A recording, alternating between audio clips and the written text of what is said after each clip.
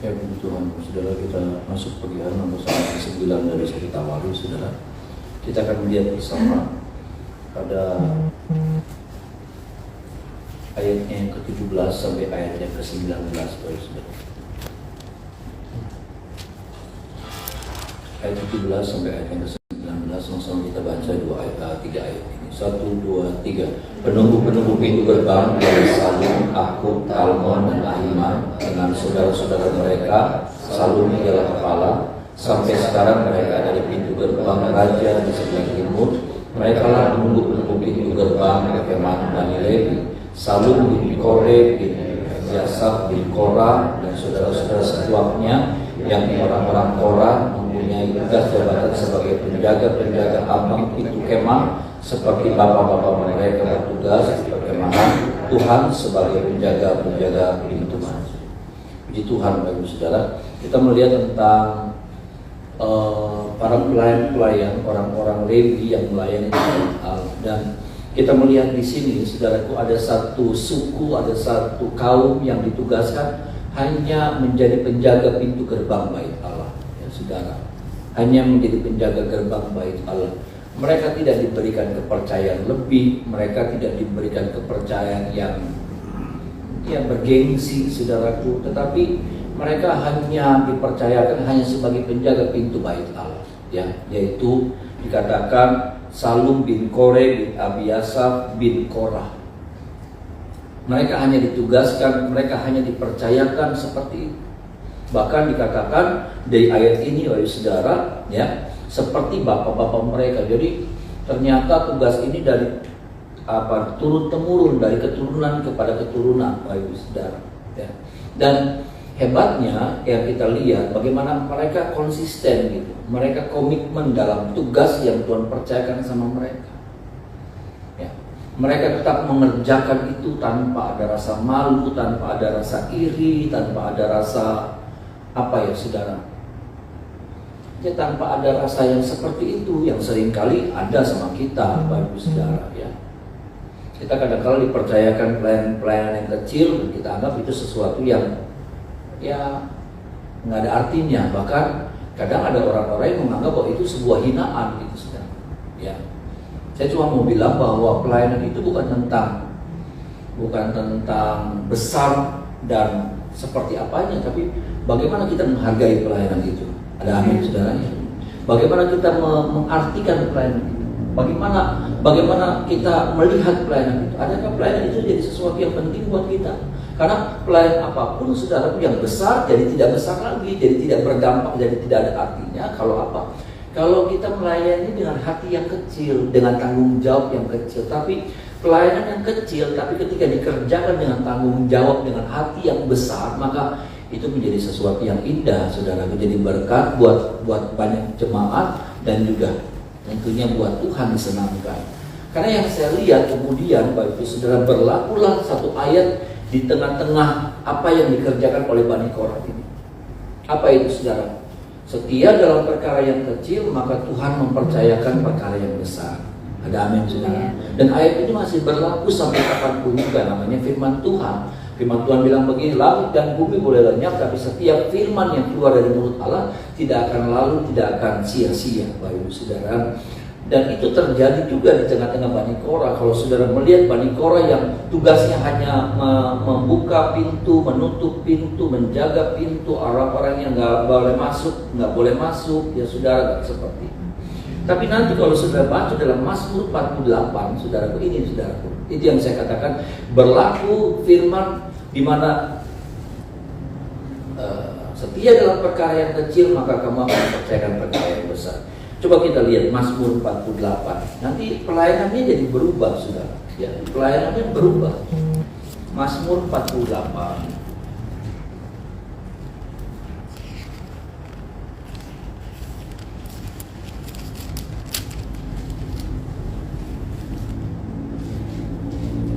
Mazmur 48 ayatnya yang pertama saja, saudara. Mazmur 48 ayat yang pertama. Sama-sama kita baca ayat ini, saudara, dengan suara keras. 1, 2, 3. Nyanyian Mazmur. Amin, saudaranya. Buat kita nggak ada arti, tapi buat saya, saudara, ketika saya melihat ini, bahwa ternyata pelayanan mereka dinaikkan sama Tuhan. Karena kesetiaan mereka, karena konsistennya mereka, karena komitmennya mereka dalam mereka melakukan apa yang Tuhan percayakan hanya sebagai penjaga pintu. Tapi kemudian satu saat saudara, Tuhan angkat mereka. Sekarang mereka dipercayakan jadi apa, saudara? Jadi para pemazmur. Mereka dipercayakan dikasih sesuatu kemampuan yang lebih sama Tuhan untuk mereka bisa menulis sebuah mazmur. Dan mazmur ini ditulis dalam kitab mazmur. Mereka yang tadinya nggak terlalu dilihat orang, ya saudara, hanya jadi asir, ya penjaga pintu kan asir sebetulnya, ya hanya jadi penjaga. Dan berapa banyak orang menganggap enteng gitu pelayanan itu, berapa banyak orang menganggap enteng pelayanan yang seperti itu, nggak ada arti, ya malas-malesan dikerjakan. Tapi saya melihat Bani Korah beda. Bani Korah mengerjakan itu dengan cinta, dengan tanggung jawab yang besar. Yang tadi saya katakan bukan tentang besar dan kecilan pelayanan itu, tapi bagaimana kita mengerjakan dengan hati yang besar atau dengan hati yang kecil. Ya, kita menganggapnya itu menjadi sesuatu yang kita harus kerjakan dengan sungguh-sungguh atau ya sembarangan. Bisa jadi pelayanan yang besar kita kerjakan dengan asal-asalan dan hasilnya no. Tapi pelayanan yang kecil ketika dikerjakan dengan sungguh-sungguh, hasilnya luar biasa jadi baru. Ini pelajaran buat kita. Dan ini yang saya kagum, bagaimana kemudian Tuhan angkat mereka. Tuhan angkat mereka dari suku yang hanya mengerjakan pekerjaan-pekerjaan yang sepertinya dalam tanda kutip, maaf, sepele, ringan. Tapi kemudian Tuhan percayakan mereka. Mereka dikasih karunia yang baru sama Tuhan, kemampuan yang baru sama Tuhan, untuk mereka menulis sebuah mazmur. Dan ditulis dalam Mazmur 48 ini, saudara, nyanyian Mazmur Bani Korah. Kemudian dia bilang, besarlah Tuhan dan sangat terpuji di kota Allah kita, gunung-gunungnya yang kudus menjulang permai. Ini sama-sama pagi ini kita lihat lagi, saudaraku, bagaimana dengan tanggung jawab yang Tuhan percayakan sama kita. Adakah kita mengerjakan itu dengan sungguh-sungguh? Saya melihatnya begini, namanya penjaga pintu, nggak ada pujian, ya, kurang ada penghargaan dari orang-orang yang ada kepada tugas daripada Bani Korah. Nggak ada yang namanya dilihat gitu, ya. Paling ya dibukain pintu, makasih ya. Tapi seringkali kan kita begitu. Ya, kalau kita dibukain pintu sama satpam, kita nggak perlu lihat mukanya. Ya, kita cuma bilang terima kasih, habis itu kita masuk. Artinya kita nggak terlalu nganggep gitu. Beda kalau pelayanan itu pelayanan para imam yang membakar korban, ya, yang membakar ukupan, di mana orang berdiri di depan saudara dan mereka menyaksikan, ya, bagaimana ritual itu, bagaimana pelayanan itu dikerjakan. Ya. Ada rasa bangga, ada apa namanya, kebanggaan, kemuliaan tersendiri, Bapak Ibu. Tapi ini enggak, ya. Waktu orang pulang, mereka mesti bukain pintu, udah brul gitu aja. Mereka kurang dihargai pelayanan mereka, tapi mereka nggak peduli. Berapa banyak kali kita lebih kepada melihat tentang bagaimana respon orang sama kita, bagaimana penghargaan orang sama kita, bagaimana rasa terima kasih orang sama kita. Saya percaya Bani Korah, orang-orang Bani Korah itu sudah ngalamin banyak hal, ya. Orang datang marah-marah, ya, di depan pintu sih sudah. Orang di depan pintu tuh kadang-kadang orang belum siap datang ibadah, mereka pulang mereka datang dengan sikap yang marah.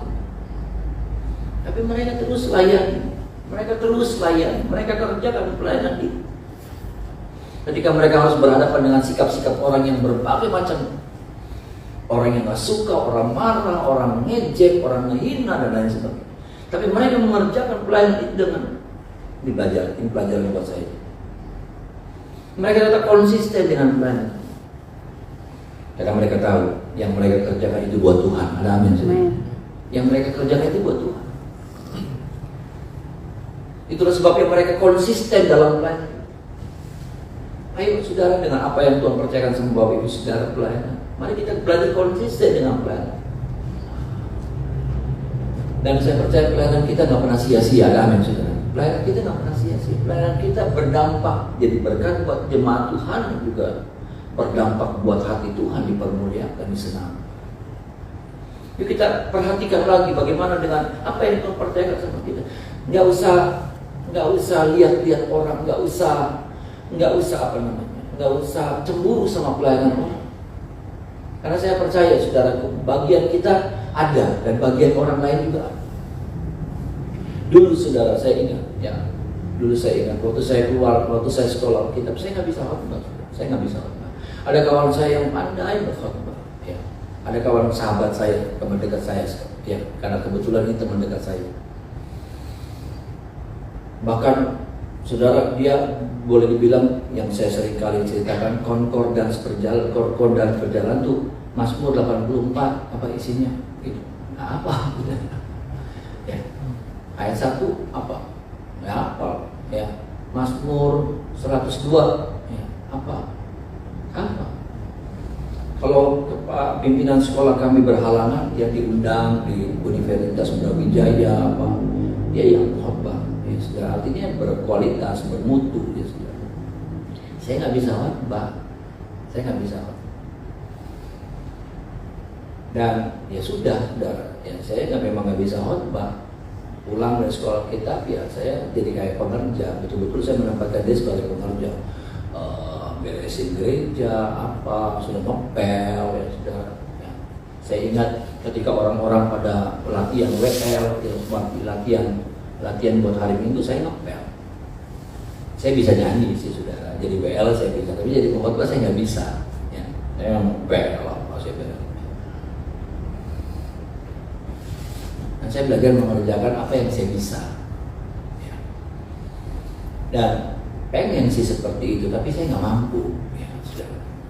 Tapi itu yang saya lihat juga, seperti yang dialami oleh Bani Korah, saya alami juga. Bagaimana akhirnya kemampuan itu Tuhan berikan sama saya. Dan saya percaya juga kemampuan yang lebih juga Tuhan akan berikan buat Bapak Ibu saudara. Amin saudara. Kalau apa kita belajar setia gitu dengan apa yang Tuhan percayakan hari ini kepada kita. Apa itu hari ini? Mungkin sudah hanya jadi pendoa, mungkin sudah hanya jadi apa, pelayan-pelayan, jadi kolektan, ya sudah. Tapi kerjakan itu dengan sungguh-sungguh. Mungkin maaf nih saudara, mungkin sudah hanya dipercayakan jadi donatur, sudah nggak tampil, ya sudah nggak tampil. Tapi apa-apa Tuhan gerakan. Kerjakan itu dengan setia. Karena saya percaya nggak pernah sia-sia apa yang kita lakukan buat Tuhan. Firman Tuhan pernah bilang begini, jerih payahmu tidak pernah sia-sia. Ada amin saudara. Dalam surat Korintus berkata seperti itu. Jerih payahmu tidak pernah sia-sia. Ini bagian yang pertama. Bagian yang kedua kita lihat. Bagian yang kedua, saudaraku, ini bukan ayat ya saudara. Karena dalam Alkitab saya, saudaraku, dalam Alkitab saya dibilang begini, saya tertarik sekali. Ya, Daud pendiri Bait Allah. Ada satu artikel singkat dalam Alkitab saya, saudaraku, Alkitab apa sih ini? Edisi studi ya saudara. Dia bilang begini saudara, dalam yang begini ya saudara, dengarkan ya saudara. Ini penting, ini bagus sekali. Artikel bilang begini, dalam kitab 1 Tawari ya saudara, Daud tidak dilukiskan sebagai penggembala muda yang gagah berani, atau pahlawan perang, atau ahli dalam pemerintahan.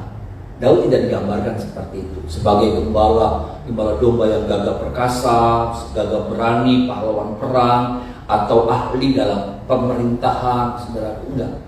Tapi dibilang begini, sebaliknya ia digambarkan sebagai pengikut Tuhan yang dengan setia menciptakan dan membiayai sistem peribadatan Bait Allah yang terperinci.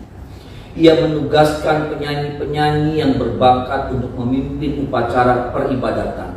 Tujuan utama pemerintahan Daud adalah mempersiapkan pembangunan dan perlengkapan Bait Allah dan menata ibadah yang benar. Jadi boleh dibilang begini, dalam kalimat saya yang paling sederhana, Daud itu saudara menempatkan diri sebetulnya saudara di tengah-tengah bangsa Israel bukan jadi raja. Tapi sebetulnya dia menempatkan diri di tengah-tengah bangsa Israel sebagai apa? Sebagai koordinator ibadah. Sebagai koordinator ibadah. Dia nanti yang atur, saudara. ya dia dengan hikmatnya ngatur para imam begini, nanti para imam begini, nanti ini begini ya, nanti kamu jaga pintu. Itu kan harus ada yang memanage, mengatur, saudaraku ya. Dan kayak teman sekarang gereja-gereja hebat sudah ya, makanya mic dikasihin. Nanti sebelum ada yang sebelumnya ada yang saya dengar dari teman-teman saya sudah sebelum pelayanan ditelepon dulu, Pak nanti pakai pakaiannya begini ya Pak, nanti dress code-nya batik, nanti dress code anak muda ya Pak, jangan ketua-tuaan, karena ada gereja-gereja yang gaya muda sudah, jadi nggak boleh pakai jas setelan gitu, jadi pakainya yang apalah yang kayak gitu ya saudara ya, yang pakai cats. Jadi jangan salah tuh kalau ada pendeta datang pakai cats tuh saudara ya, zaman dulu sih bisa diturunin sama papa saya saudara ya, yang pakai jeans itu diturunin sama papa saya ya, saudara nggak pakai dasi aja tuh saudara ya, pakai jas, pakai kemeja putih tapi nggak pakai dasi diturunin saudara. Sekarang udah memang berubah ya saudara ya, dan seperti itu tuh diatur sedemikian rupa. Dan Daud ternyata seperti itu. Daud menghadirkan dirinya, saudaraku, di tengah-tengah bangsa Israel hanya sebagai seorang koordinator ibadah. Ngatur ini, supaya apa? Ibadah itu boleh menjadi satu ibadah yang berkenan, ibadah yang rapi, ibadah yang bagus, ibadah yang berkualitas, dan akhirnya apa? Jemaat yang hadir juga diberkati, dan Tuhan yang disembah disenangkan lewat ibadah ini. Keren, saudara. Ini artikel yang saya baca. Waktu saya baca ini, saya kagum karena memang seperti itu. Daud nggak terlalu banyak ngurusin pemerintahan. Daud lebih fokus ngurusin ibadah, tata cara ibadah. Dan yang saya lihat ini nih sudah yang kita belajar. Yang saya lihat urusan-urusan yang lainnya Tuhan yang selesaikan buat Daud. Bisa bilang amin saudara. Urusan-urusan yang lainnya itu diselesaikan sama Tuhan. Urusan perang, urusan yang lainnya aman pada zaman Daud. Jadi boleh dibilang begini, ayat ini yang dipakai sama Daud. Carilah dahulu kerajaan Allah serta kebenarannya, maka semuanya itu akan ditambahkan kepada. Nah itu. Secara tidak langsung Daud sudah menjadi pelaku daripada ayat itu ketika ayat itu belum ada. Dia lebih mengutamakan urusan-urusan tentang Tuhan. Dia bukan Lewi, dia bukan imam, dia sekuler. Jadi orang nggak bisa bilang begini, ya tapi beda Pak Gem, saya kan beda, saya kan bukan hamba Tuhan, bukan. Daud juga sekuler, dia ada di dunia sekuler. Dia lingkungan sekuler. Tapi itu yang dia hadirkan dalam dia belajar utamakan. Ada tanggung jawab, bukan dia menyepelekan tanggung jawab sebagai raja, sebagai kepala pemerintah, sebagai perancang strategi perang ya saudaraku. Bukan, dia tidak meremehkan, dia tidak mengabaikan, tapi dia lebih mengutamakan urusan-urusan begini. Makanya dia bilang begini, satu hal yang telah kuminta kepada Tuhan, itulah yang kuingini, diam di rumah Tuhan seumur hidup. Jadi raja, tapi pengennya tinggal di bait Allah.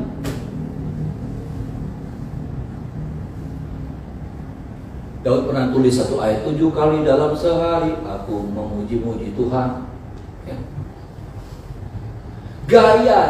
Gaya seperti ini.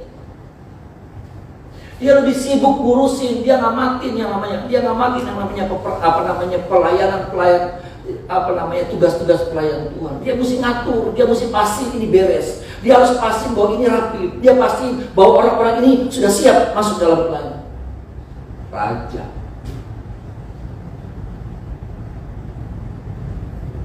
Kadang-kala kita kalau sudah urusan pelayanan kita tinggalin.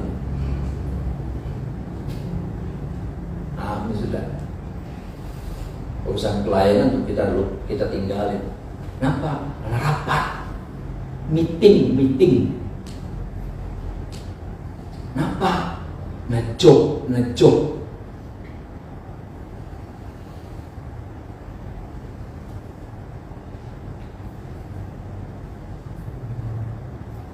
Kalau kita abaikan, kita remehkan, kita nggak penting juga. Maaf nih saudara. Akhirnya apa? Akhirnya Tuhan juga berlakunya beda sama saudara. Karena firman Tuhan bilang begini, ukuran yang kamu pakai akan diukurkan kepadamu.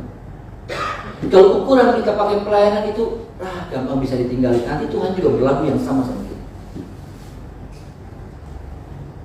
Kalau ibadah kita buat kita, ibadah itu sesuatu yang nanti Tuhan juga akan berlakukan itu sama kita. Jangan marah. Kenapa? Karena ukuran yang kita pakai ukuran yang seperti itu.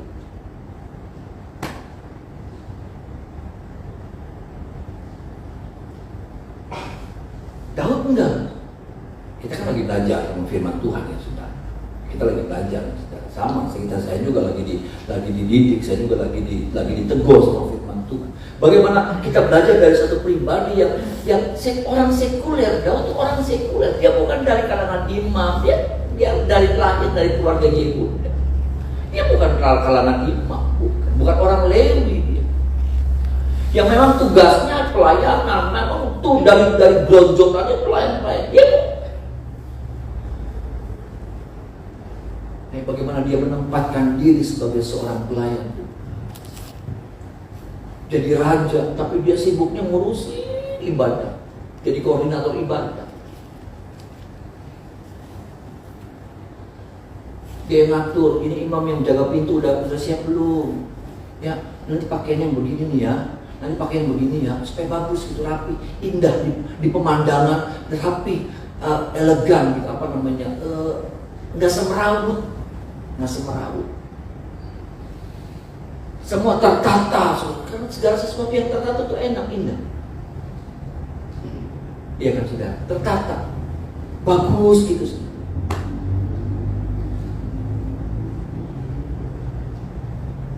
Nah Daud itu tugasnya, Daud pikirin gitu, ada tugas-tugas yang lain.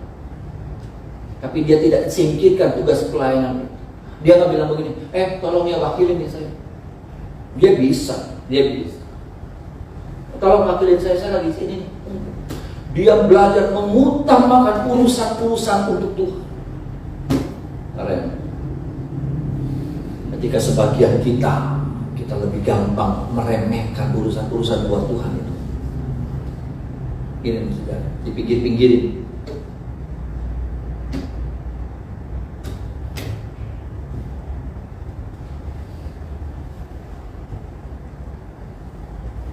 Tapi kita pengen berkat yang istimewa dari itu. Kita pengen supaya orang-orang disingkirin, cuma kita yang dapat berkat Tuhan. Maaf nih saudara, kita yang disingkirin.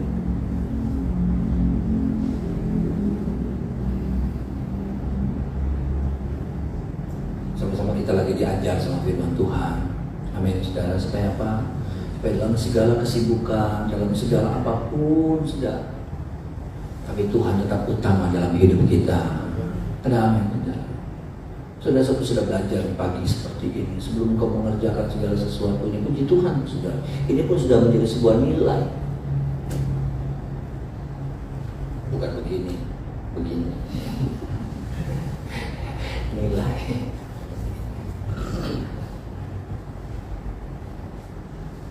Ini pun sudah menjadi sebuah nilai di hadapan Tuhan. Tuhan suka ketika engkau dan saya pagi-pagi ya saudara meninggalin semua kesibukan, karena tiap pagi juga ada kesibukan.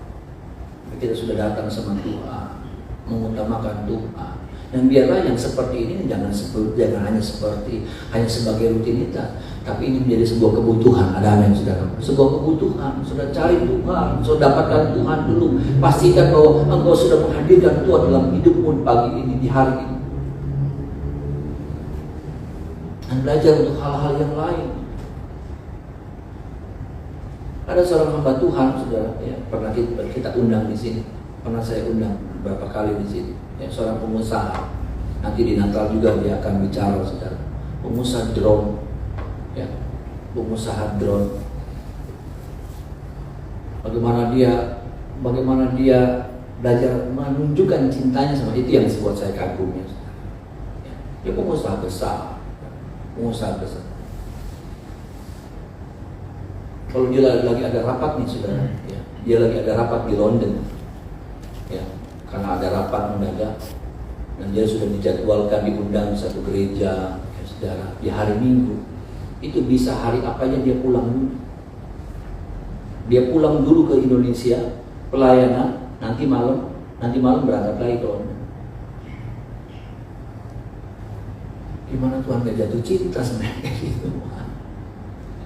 Gimana nggak Tuhan nggak kagum sama yang kayak gitu? Makanya saya lihat hidupnya ya luar biasa. Dia pernah ngalamin yang namanya kebangkrutan, kehancuran. Dia mau pelayanan hari Minggu, saudara. Dia pelayanan hari Minggu, cuma 1 kali di gereja kecil. Nanti hari apanya nih saudara? Ya, hari apa yang dia harus pulang dulu ke Indonesia? Berapa baik? Kalau ngitung secara duit nih saudara, PP dari London ke, dan berapa kali dia lakukan seperti itu? Berapa hati? Nih, Mas Meli gini, kalau mau bilang, pai duitnya baik, pai duitnya nih, Pak Gembala, nih duitnya aja ya saya nggak bisa datang. Suruh orang lain aja, orang lainnya juga dikasih duit, bisa kan? Ya. Malah seneng malah. Tapi dia belajar, saudara. Dia belajar mengerjakan apa yang Tuhan sedang percaya.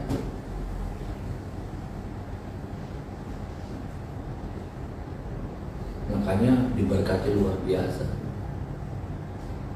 Dia berhubungan sama Menteri Pertahanan, ya sudah sama yang begituan. Dan dia cinta Tuhan, dia cinta Tuhan. Mari belajar itu saudara, supaya apa? Supaya perlakuan Tuhan buat saya dan saudara juga istimewa. Ada amin saudara. Kenapa? Karena kita memperlakukan Tuhan juga secara istimewa. Dan pertanyaannya, sudahkah kita memperlakukan Tuhan itu seistimewa itu? Sudahkah kita memperlakukan Tuhan istimewa dalam hidup? Istimewa itu saudara, yang katanya istimewa itu ya Indomie udah pakai telur, ya udah pakai telur, pakai sosis, pakai ham, ya saudara. Mau apa lagi lah? Itu tuh ada tambahan. Nggak sekedar ala kadar dan cuma ditambah satu, tapi ada beberapa hal yang ditambahkan di dalam. Itu istimewa. Kita mau diperlakukan Tuhan istimewa dalam hidup kita, tapi apa perlakuan kita kepada Tuhan biasa-biasa aja. Bahkan maaf saudara, di bawah standar. Nggak cengli.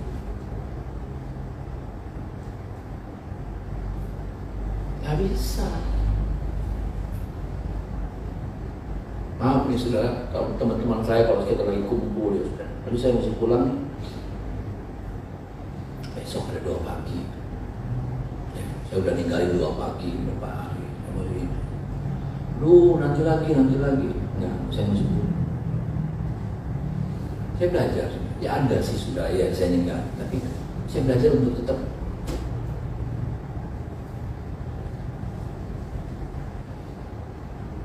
Saya lagi di Bali, lagi di mana, saya buru-buru pulang.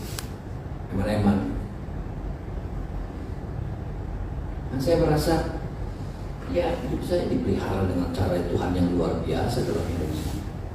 Itu di tengah-tengah pandemi, di tengah-tengah situasi yang aduh ampun, tapi saya alami sudah, saya berkata dengan kenyataan bahwa hidup saya dipelihara Tuhan secara luar biasa. Iya. Saya ngalamin berapa bulan sudah aduh ampun. Ya. Tapi nggak tahu cara Tuhan, saya nggak masuk akal. Yuk saudara kita belajar, ya, terlalu lama kita memperlakukan Tuhan biasa-biasa itu terlalu lama. Terlalu lama kita memperlakukan Tuhan itu ala kadarnya, terlalu lama. Kepanjangan udah sampai di usia setua ini masih kita memperlakukan Tuhan itu biasa-biasa. Ini waktunya kita memperlakukan Tuhan dengan istimewa. Ada amin saudara.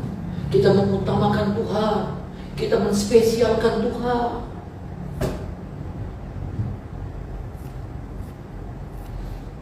Ini waktunya. Usia udah nambah, bukan semakin dikurang-kurangi, bahkan harusnya semakin meningkat. Ya ini firman juga buat saya, saudara. Buat saya supaya saya juga nggak semakin kendor gitu, tapi semakin saya meningkatkan diri saya lebih kasih lagi yang terbaik buat Tuhan, kasih lagi yang terbaik buat Tuhan. Mengutamakan Tuhan, mulai belajar mengutamakan Tuhan, mulai belajar memperlakukan Tuhan secara spesial. Nah, selalu urusan sama duit. Karena saya melihat ada banyak pelayan Tuhan, maaf nih, hamba-hamba Tuhan masih selalu urusan sama duit, pelayanan duit. Apa duit? Keder ya saudara. Kalau begini duit, ini duit, tugas begini duit. Ya, saya capek sama pengurus di itu di sinode yang begitu. Nanti kalau ini duit, selalu duit. Kalau nggak ada duit, aduh mana? Padahal mereka tahu duit nggak ada, duit pas-pasan, gitu. Apalagi buat sekolah Alkitab. Kalau kita bicara sekolah Alkitab kemarin tuh sudah yang di sekolah Alkitab itu di Purbalingga, aduh nggak ada, mesti ngedatengin orang itu duit, saudara. Ya, orang sekolah gratis, kita yang bayarin makannya. Ini guru-guru yang tahu keuangan. Mana buat saya?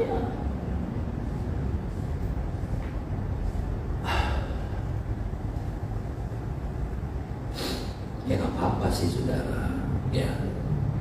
Lalu beralasan kan pelayan Tuhan dapat berkat,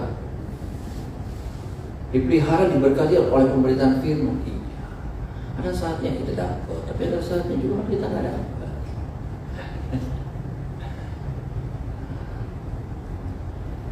Biarlah Tuhan lihat itu ada sama kita ya saudara. Ada amin saudara tuh. Kita mulai belajar nih saudara ya, sebelum mengakhiri tahun ini, kita mau belajar untuk meningkatkan apa itu perlakuan kita kepada Tuhan, memperlakukan Tuhan lebih daripada hari-hari kemarin. Tolong mari kita